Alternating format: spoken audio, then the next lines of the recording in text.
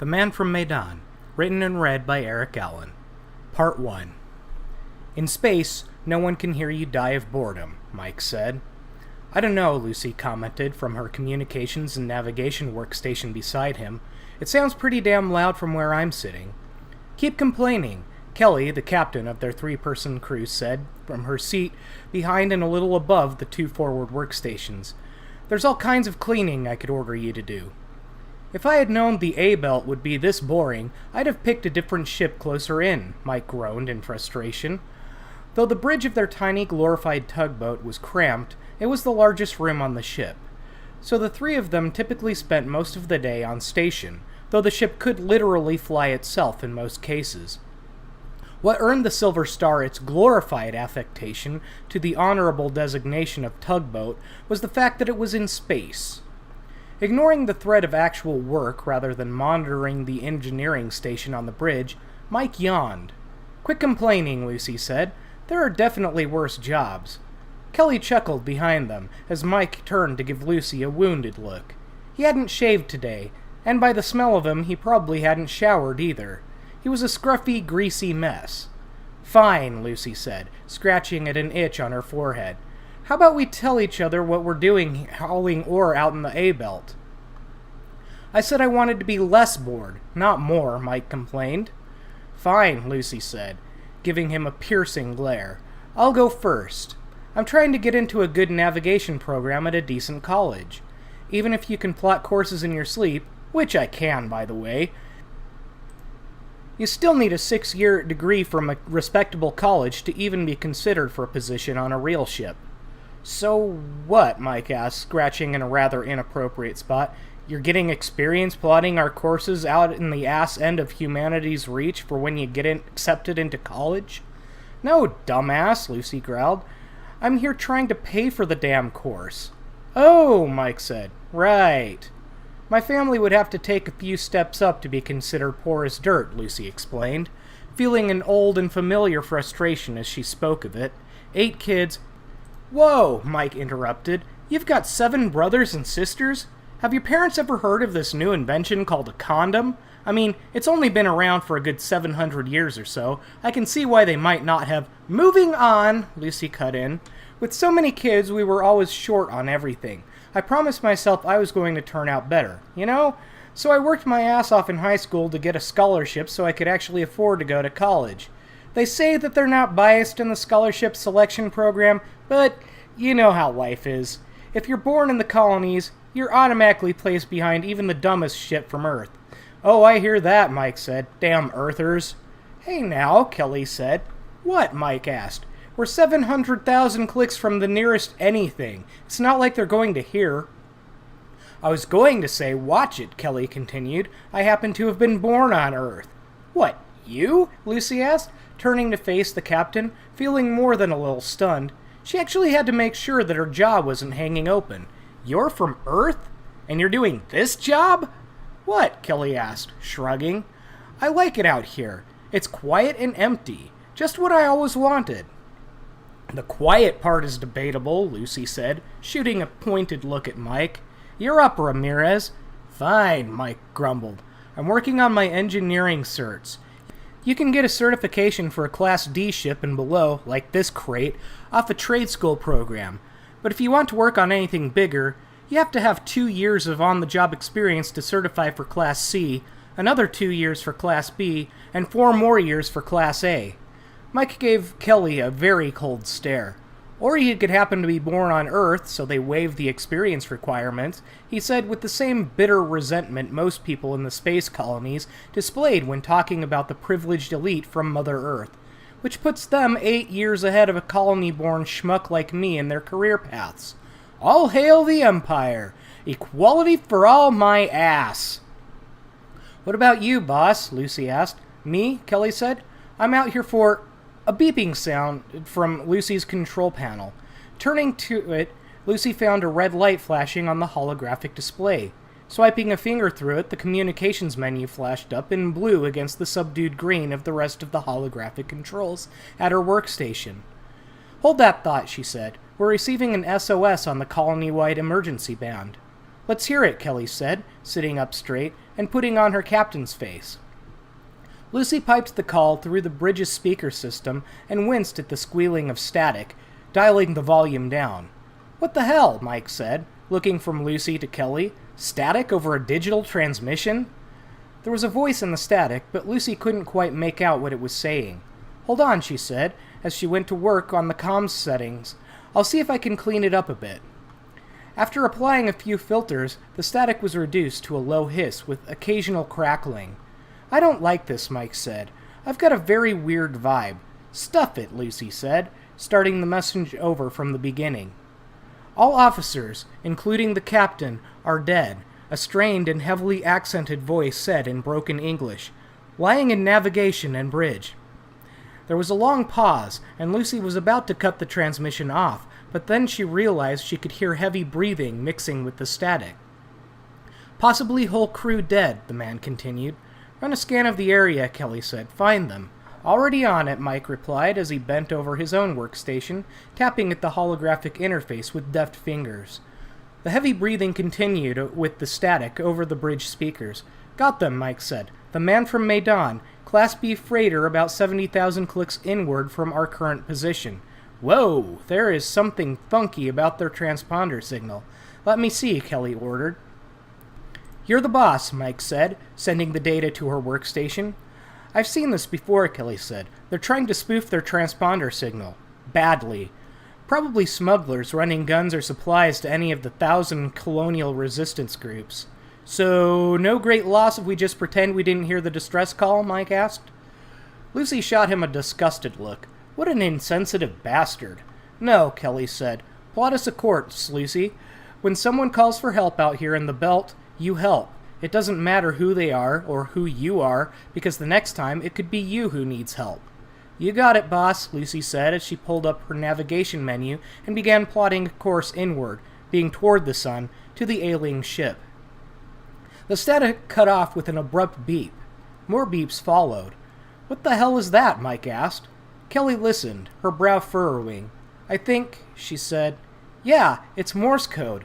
A, G, B, Z, Q, Lucy added in, having finished plotting the course. 7, H, V, T, R, Mike joined in. What the hell? It's just gibberish.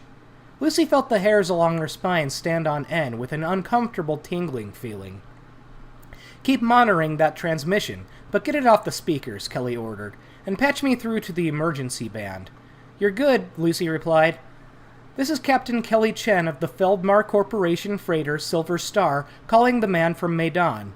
We've received your distress call and are making all haste to your position. We are currently... She looked at her workstation and visibly did the math in her head.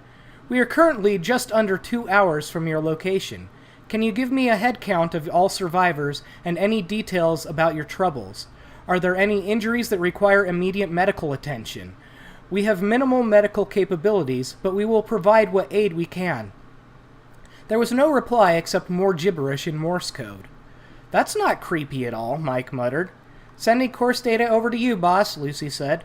Got it, Kelly said as she brought up the flight controls on her display. Strap yourselves in, lady and gentleman. We're about to pull some G's.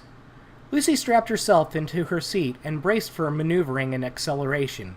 It could be a bit rough after weeks of weightlessness. Setting her jaw so she didn't bite her tongue, she closed her eyes and waited for the captain to make the course corrections.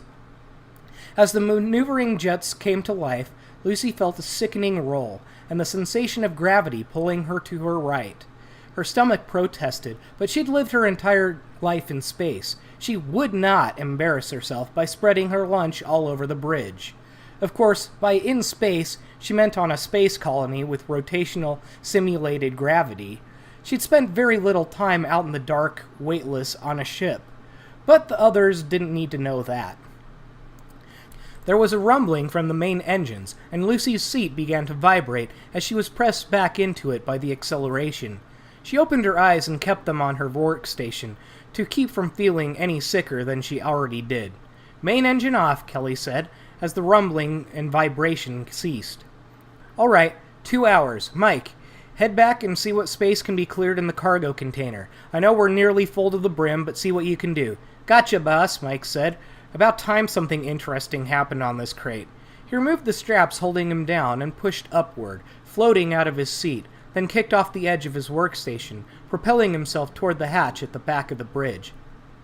Keep trying to raise them, Kelly ordered. On it, Lucy said. She recorded a brief audio message, much like the one the captain had sent out, and set it to repeat on all frequencies on a tight focus to the ailing ship. No one would be able to hear it unless they came between the Silver Star and the man from Medan. There was no reply except for more gibberish in Morse code. We're too far out to get much more than a position on them, Kelly muttered. Can't tell what's wrong from this distance. Any other ships in the area? Lucy asked. We're not exactly set up for passengers. Looking, Kelly said. Oh, Lucy said. We're getting a call tagged from the Orion Sword. Ugh, great, Kelly said, sounding somewhat less than enthusiastic. Put that douchebag through. You're on, Lucy said. Looks like it'll be a 10-second distance delay in comms. Silver Star, a man with a clipped British accent said. This is Captain Rory Lehman of the Orion Sword. Hi, Rory, Kelly said. Kelly, Rory asked after a long pause as the transmissions traveled across the space between their two ships. Kelly Chen? You're still out here playing space trucker? What a waste. Nice to hear from you too, Rory, Kelly replied, then mimed sticking her finger down her throat to Lucy. I take it you're receiving that creepy-ass distress call too? Indeed we are, my good lady, Rory replied. We're currently en route, but even at our max acceleration, we're not going to make it for a good 8 hours. We're about 2 hours out, Kelly said. You can hold off. We'll take care of it. In that tub? Rory asked. My dear lady. Cut the sexist bullshit, Rory, Kelly cut in. My apologies, Rory replied, sounding the furthest thing from apologetic.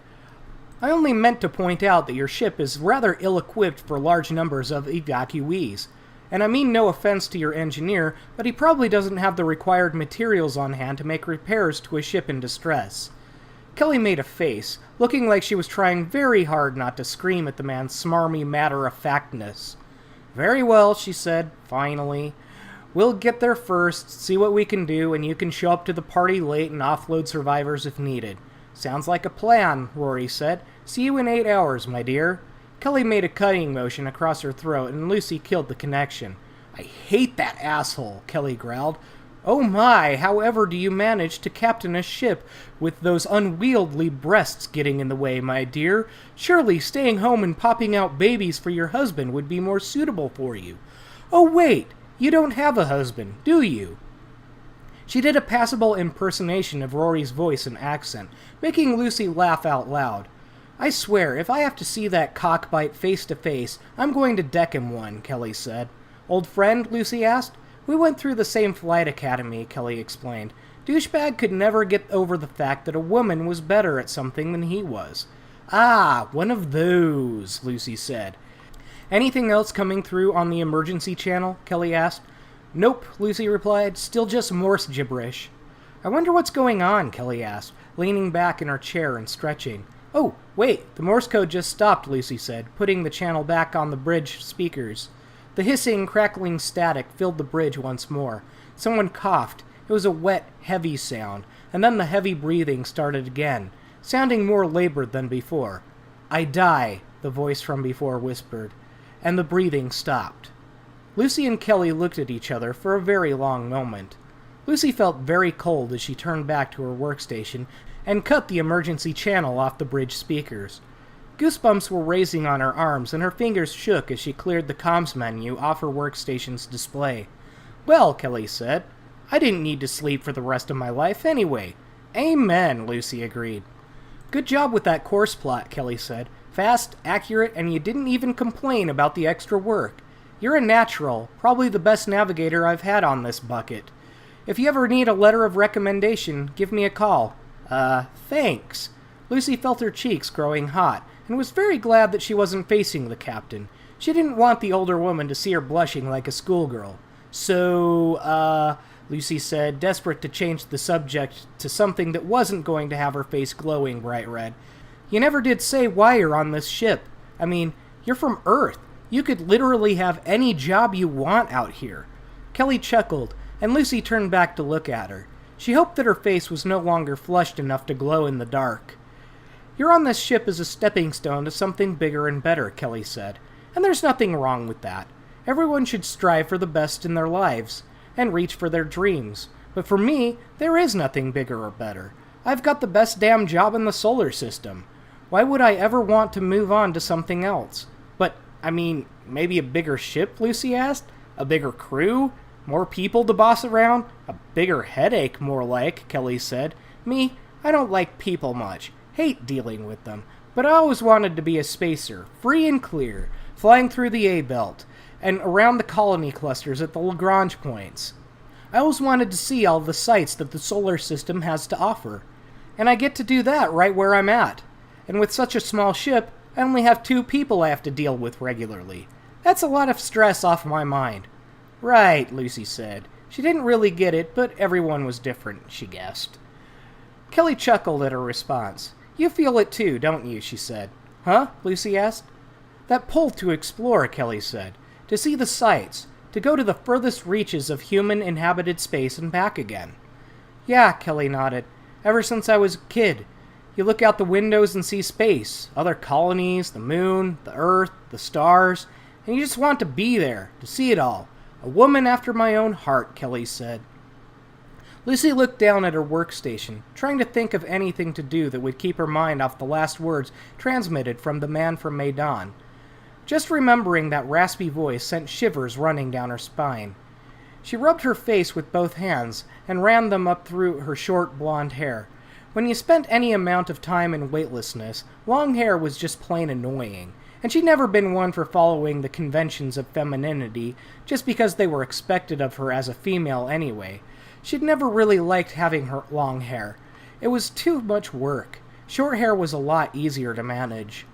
"You think I should maybe go help Mike?" Lucy asked. "Nope," Kelly said. "He's bad for coming to work looking like a slob and annoying me all morning with his bitching." "Ah, well then," Lucy said. "I'll enjoy sitting comfortably in my seat playing solitaire. Just so long as you keep monitoring comms for any reply from the man from Medan." "Gotcha," Lucy said, pulling up her comms menu again, shrinking it down, and pushing it to the side to make space for the solitaire app. She glanced at the sensor scan of the area just to be safe before dealing a new hand from the one she'd been halfway through the last time she used the app. With Mike gone, someone should probably pay attention to it. They were flying through the asteroid belt, after all. In movies, asteroid fields were so full of spinning rocks and debris that it was almost impossible to navigate through them without being smashed to dust. In reality, you could fly for days in the A-belt without seeing a piece of rock larger than a speck of dust. Sure, there were a lot of asteroids out there, but people who hadn't seen it for themselves didn't seem to realize a very simple fact. Space was really, really big. Seeing that they were clear, Lucy started her game. This story is continued in part 2. If you enjoyed it, please be sure to like, share, and subscribe. I'm just starting out here on YouTube, and I'd really like to build a channel here. Every little bit helps. Thanks for listening.